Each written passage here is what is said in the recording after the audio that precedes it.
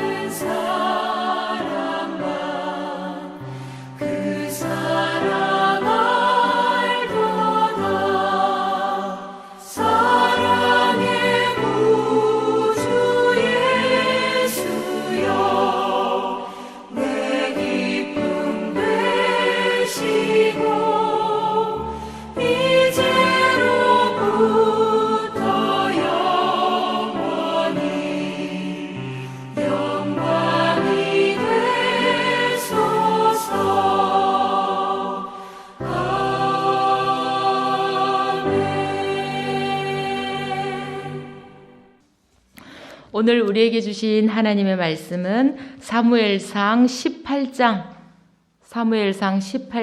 1절부터 5절까지입니다. 사무엘상 18장 1절부터 5절까지입니다. 제가 봉독해 드리겠습니다. 다윗이 사울에게 말하기를 마침에 요나단의 마음이 다윗의 마음과 하나가 되어 요나단이 그를 자기 생명같이 사랑하니라. 그날에 사울은 다윗을 머무르게 하고 그의 아버지의 집으로 다시 돌아가기를 허락하지 아니하였고, 요나단은 다윗을 자기 생명같이 사랑하여 더불어 언약을 맺었으며, 요나단이 자기가 입었던 겉옷을 벗어 다윗에게 주었고 자기의 군복과 칼과 활과 띠도 그리하였더라. 다윗은 사울이 보내는 곳마다 가서 지혜롭게 행하며 사울이 그를 군대의 장으로 삼았더니 온 백성이 합당히 여겼고 사울의 신하들도 합당히 여겼더라. 아멘. 부활 이후 첫 새벽입니다. 오늘도 승리하는 하루가 되시길 빕니다. 백아절현이란 고사성어가 있습니다. 이 고사성어의 배경 이야기는 이렇습니다. 춘추시대에 백아라는 사람이 거문고를 잘 타기로 유명했는데 그의 친구 종자기는 백아가 타는 거문고 소리를 무척이나 좋아했습니다. 백아가 거문고를 탈 때마다 종자기는 그 소리의 내력을 백아의 마음처럼 알아들었습니다. 달빛이 사라진 캄캄한 금은밤에 달빛을 상상하고 거문고를 타면 종자기는 달빛이 참으로 아름답구나 라고 반응하였습니다. 그렇게 언제나 거문고 소리를 듣고 백아의 마음을 훤히 들여다보던 종자기는 병으로 죽고 말았습니다. 백아는 몹시 슬퍼하며 거문고줄을 끊어버리고는 죽을 때까지 거문고를 타지 않았다고 합니다. 이 세상에 자신의 거문고 연주를 알아줄 사람이 더 이상 없다고 여겨졌기 때문입니다. 이 고사에서 백아절연이 비롯되었습니다. 백아가 거문고줄을 끊었다라는 뜻으로 자신을 알아주는 참다운 벗의 죽음을 슬퍼한다라는 말입니다. 아울러 여기에서 마음이 서로 통하는 절친한 친구를 뜻하는 지음이 유래했습니다. 알지자 소리 음자를 써서 음악으로 서로 마음을 주고받는 백아와 종자기 같은 친구 사이를 일컫는 말입니다. 세상에서 뜻이 통하는 좋은 친구를 만나기란 쉽지가 않습니다. 그런데 오늘 읽은 성경의 본문에는 그런 친구가 등장합니다. 바로 요나단과 다윗입니다. 1절에 요나단의 마음이 다윗의 마음과 하나가 되어라고 합니다. 바로 앞에서 말한 지음의 관계라는 것입니다. 그렇게 요나단은 다윗을 자기 생명처럼 사랑하였습니다. 그리고 두 사람은 언약을 맺습니다. 다윗보다 요나단이 주도적으로 언약을 맺습니다. 그것은 요나단이 신분적으로 왕자였기 때문입니다. 또한 요나단의 다윗에 대한 사랑이 깊기 때문이기도 할 것입니다. 성경에는 사람과 사람 사이에 언약을 맺었다는 말을 사실 여기 외에는 찾아볼 수가 없습니다. 즉 하나님과 사람 사이에 언약이 있을 뿐입니다. 이러한 특별한 언약은 하나님이 두 사람 간에 이루어주신 상호 간의 그런 법적 구속력을 가집니다. 그렇기 때문에 이 언약은 철저히 지켜져야 합니다. 요나단은 언약을 맺으며 다윗에게 자신의 후손까지도 보호해 줄 것을 제시하고 있습니다. 이 언약이 결국은 개인적인 언약이 아니라 다윗의 집안과 요나단의 집안에까지도 확장되는 언약임을 알 수 있습니다. 이렇게 진실한 우정으로 언약을 맺은 두 사람은 그 언약을 잘 지킵니다. 요나단은 사울이 다윗을 죽이려고 할 때마다 다윗을 도와 위기를 모면하게 합니다. 다윗 또한 사울과 요나단이 블레셋과의 전투에서 전사하였을 때 그들의 죽음을 슬퍼하며 금식하였을 뿐만 아니라 슬픈 노래를 지어 그들을 애도하였습니다. 뿐만 아니라 다윗은 요나단의 아들 무비보셋에게 그와 요나단과의 우정을 생각하여 많은 은혜를 베풀어 주었습니다. 두려움에 떠는 모비보셋을 안심시키고 사울이 소유했던 모든 밭을 돌려주고 항상 다윗의 상에서 떡을 먹게 하였습니다. 이렇게 언약을 맺은 후에 요나단은 다윗에게 자신이 입었던 겉옷을 벗어주었고 자기의 군복과 칼과 띠도 주었습니다. 이런 것들은 모두 전쟁에서 자신의 생명을 보호하기 위한 필수 장비들입니다. 이러한 군사용 무기들을 건네주는 것은 자신의 생명을 다윗에게 의탁한다는 상징적인 의미를 지닙니다. 그리고 자신의 모든 왕자로서의 지위를 다윗에게 넘겨주는 것을 상징하기도 합니다.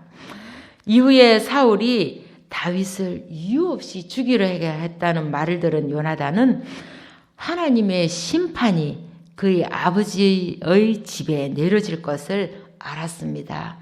결국 여호와의 뜻을 거스르는 아버지 사울의 왕권이 다윗에게 넘어갈 것임을 이해하고 있었던 것입니다. 요나단과 다윗이 동지로서 사랑과 우정을 나눈 반면에 사울은 다른 모습을 보여줍니다. 다윗은 전투에 출정할 때마다 큰 성공을 거두었습니다. 이러한 승리로 인해 다윗은 사람들 사이에서 인정을 받고 호감을 사게 됩니다. 여인들이 뛰놀며 노래하여 이르되 사울이 죽인 자는 천천히요 다윗은 만만이로다라는 7절의 노래는 이스라엘의 승리를 축하한다는 것이라기보다는 다윗이 사울보다 더 낫다는 것을 나타내는 속담입니다. 이것으로 사울은 기분이 상하였고 다윗이 왕권을 넘보는 것으로 여기고 불안해했습니다.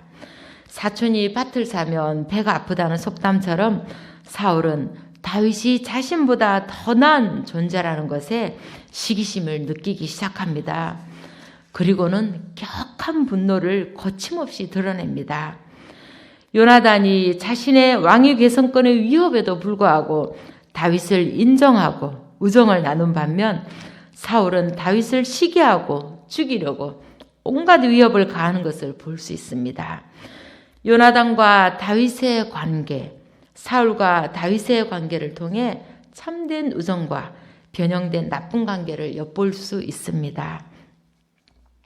많은 사람들에게 있어서 가족 외에 이웃이나 친구가 중요한 영향력을 미치는 것을 봅니다. 우정은 어떤 시대를 막론하고 관심을 가지는 중요한 주제 중 하나입니다. 잠언에서도 친구에 관한 많은 구절들이 나옵니다.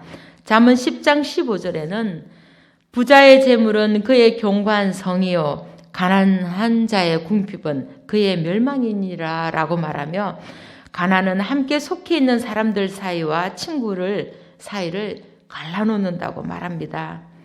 이와는 달리 많은 분은 친구를 끌어들입니다.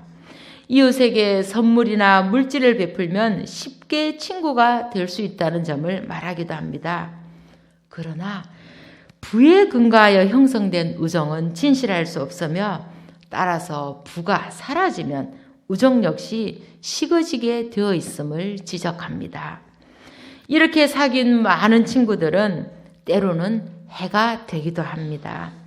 잠언 14장 20절에는 가난한 자는 이웃에게도 미움을 받게 되나 부유한 자는 친구가 많으니라 라고 말합니다. 이러한 예들은 사람들이 살아가는 이 세계에 엄연히 존재하는 냉엄하고 비열한 현실을 말해줍니다. 이러한 태도는 잠언에서는 죄를 범하는 자라고 말합니다. 이웃을 업신여기는 자는 죄를 범하는 자요 빈곤한 자를 불쌍히 여기는 자는 복이 있는 자니라 라고 14장 21절에서는 말합니다. 또한 잠언은 진정한 우정에 대해서도 교훈하고 있습니다. 잠언 17장 9절은 허물을 덮어주는 자는 사랑을 구하는 자요 그것을 거듭 말하는 자는 친한 벗을 이간하는 자니라 라고 교훈합니다. 진정한 우정은 이웃이나 친구의 허물을 덜 주워내어 그에게 수치감을 주기보다는 그를 사랑으로 감싸는 길임을 잠언에서는 가르쳐주고 있습니다. 사랑만이 허물을 치유할 수 있으며 새로운 가능성의 길을 열어줍니다. 다른 한편 친구란 허물을 무조건 감싸는 것만은 아니라고도 말합니다. 적절한 충고와 충성된 공고도 할 수 있어야 합니다. 참된 우정은 위기의 상황에서 잘 드러납니다. 27장 10절에서는 내 친구와 내 아비의 친구를 버리지 말며 내 환난 날에 형제의 집에 들어가지 말지어다. 가까운 이웃이 먼 형제보다 나으니라 라고 말합니다. 인간은 다른 사람과의 교제를 통하여 바르게 처신하는 법을 배우고 특히 지혜로운 자는 충고와 징계를 통하여 더욱 성장합니다. 서로를 성장시키는 관계야말로 가장 바람직한 친구 관계라고 생각되어집니다. 우리는 과연 어떤 친구들을 우리 곁에 두고 있는지 사뭇 궁금해집니다. 요나단과 다윗의 이야기를 묵상하며 한 가지 궁금한 점이 생겼습니다. 요나단과 다윗이 그토록 서로 사랑하였다면 왜 그들은 같은 길을 걷지 않았을까? 다윗이 하나님께 선택된 사람인 것을 알았고 그의 길이 맞다는 것을 알았다면 함께 그 길을 걸어갔어야 하지 않았을까요? 그러나 요나단은 다윗의 생명을 구해주기는 하지만 끝까지 함께하지는 않습니다. 우정은 있으나 요나단은 사울의 집 사람으로 다윗의 집으로는 가지 않습니다. 하나님이 이미 버린 집안이지만 사울의 집으로 돌아갑니다.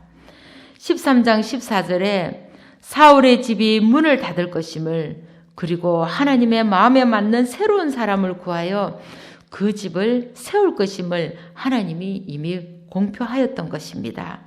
그래도 요나단은 결국 자기 길로 가버립니다. 사울의 혈통이자 왕의 후계자로서 그 집을 떠나지 못한 것입니다. 몰락할 것을 알면서도 자신의 집을 벗어나지 못한 것입니다. 사울과 그의 세 아들과 무기를 든 자와 그의 모든 사람이 다 그날에 함께 죽었더라라고 사무엘상 31장 6절은 전합니다. 결국엔 온 가족이 함께 죽어가는 그 자리에 요나단도 함께 있게 된 것입니다. 참으로 안타까운 일입니다. 인간의 우정이란 이런 것인가 싶습니다. 그렇다면 인간의 모범 되신 예수님은 사람들과 어떻게 우정을 나누었을까요? 예수님은 당시 사회적으로 천대를 받던 세리들과 죄인들과 친구가 되었습니다. 당시 사람들은 그들이 천대받던 사람들이었으니 당연히 예수님의 이런 모습을 비아냥거렸습니다. 그러나 예수님은 아랑곳하지 않았습니다. 그리고 예수님은 누구든지 하늘에 계신 내 아버지의 뜻대로 행하는 자를 형제요, 자매요, 어머니라고 불렀습니다.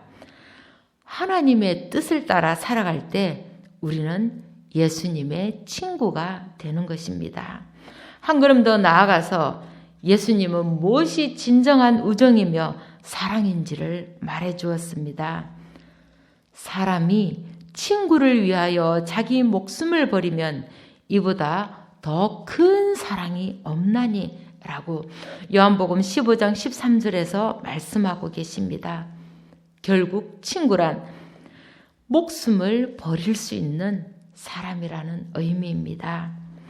요한복음 15장 16절에서는 너희가 나를 택한 것이 아니요 내가 너희를 선택하여 세웠나니 라고 말씀하십니다. 우리를 사랑하신 그분께서 먼저 우리를 친구 삼아 주셨습니다. 그리고 제자들의 발을 씻어주는 모습은 가장 감동적인 장면이 아닐 수 없습니다. 마지막으론 우리를 위하여 자신의 목숨까지도 버리시는 우정을 보여주십니다. 그런데 우리는 그의 친구로서 마땅히 하나님의 뜻을 따라 살아가고 있는지 깊이 반성해 보게 됩니다. 단테는 신곡에서 가장 밑바닥에 있는 지옥의 제목을 배신이라고 규정하고 있습니다. 예수님의 진실한 우정 앞에서 우리는 그 우정에 맞는 삶을 살아가고 있는지 아니면 배신자라는 제목을 목에 걸고 살아가고 있는 건 아닌지 되돌아보아야 할 것입니다. 그래도 우리는 믿는 구석이 있습니다. 매일 친구의 값을 제대로 살아내지 못하면서도 하나님이 먼저 불러주신 그 값없이 주신 사랑이 언제나 우리를 감싸고 있다고 믿기 때문입니다.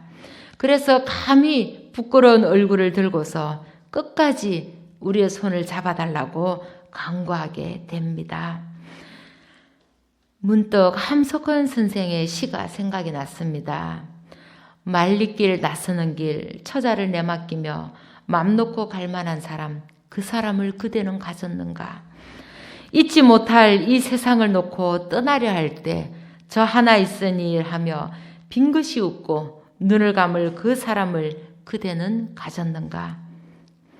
지금 하나님께서 나를 부르신다면 나는 과연 나의 가족과 사랑하는 사람들을 누구에게 맡기고 마음 편히 떠날 수 있을까? 아직은 어리기만 한 아이들이 못 믿어 떠날 수가 없다고 생각했는데 돌이켜 생각해 보니 맡기고 갈 분이 계시더라고요. 내 친구이신 주님이 계신데 무엇을 두려워하겠습니까? 나의 삶을 지켜주셨듯이 남겨진 나의 아이들도 그렇게 보호해 주실 것을 믿으니 걱정이 없어졌습니다. 그러나 이것으로 끝나면 안 됩니다. 세상 친구와의 우정을 위하여 우리가 쉼없이 노력하듯이 우리도 우리를 친구로 선택해 주신 하나님과의 우정을 위해서 노력해야 합니다. 하나님이 어떤 분이신지를 더 깊이 알기를 소망해야 합니다. 하나님이 무엇을 원하시는지를 귀를 기울여야 합니다. 우리의 속마음을 솔직히 하나님 앞에 고하며 소통하여야 합니다. 하나님과의 친밀한 관계를 유지하기 위해 늘 그분의 뜻을 헤아려야 합니다. 하나님이 먼저 우리를 선택해 주셨으니 우리도 그분의 우정에 답해야 하지 않겠습니까? 인간의 몸으로 오셔서 우리의 갈 길을 밝혀 보여주시고 우리를 위해 목숨까지 버리신 그 고귀한 사랑을 결코 잊어선 안 됩니다. 저와 여러분 모두 주님의 진실한 우정 안에서 기쁨을 찾으며 우리를 위한 주님의 죽으심과 부활을 기억하며 주님의 고귀한 우정에 답하는 고귀한 삶을 살아내시기를 간절히 축원드립니다. 기도드리겠습니다. 할렐루야. 죽음을 이기시고 부활하신 주님께 영광을 올려드립니다. 그 진실하신 사랑 앞에 머리를 숙입니다. 보잘것없는 저희를 친구 삼아 주시고 저희의 삶을 인도해 주시니 감사합니다. 저희는 주님으로 인해 살게 되었고 주님으로 인해 죄인의 굴레를 벗어버렸고 주님으로 인해 한 단계 높은 이상을 꿈꾸며 주님으로 인해 삶의 의미를 깊이 깨달았습니다. 그렇게 진실한 우정으로 인해 성숙해 가고 있습니다. 감사합니다. 세상의 많은 질고들 앞에서도 매일매일 힘을 내어 살아가는 것은 오로지 주님의 은혜 때문임을 고백합니다. 어떠한 유혹이 와도 주님을 붙들게 하시고 어떠한 어려움이 와도 주님이 붙드심을 기억하게 하시옵소서. 오늘도 주님께 하루를 맡겨드립니다. 말씀 안에서 굳건히 서는 하루가 되게 하시옵소서.